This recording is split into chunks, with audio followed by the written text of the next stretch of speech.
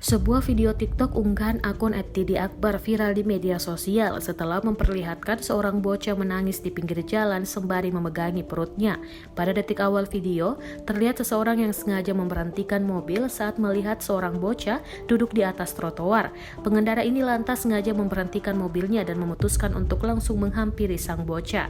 Saat didekati, terlihat bocah berbaju biru dan duduk beralaskan karung berwarna putih tampak memegangi perut dengan kedua tangannya.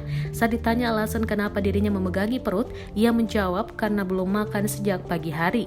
Mendengar jawabannya tidak berpikir panjang, warganet ini mengajak bocah tersebut untuk membeli makanan bersama.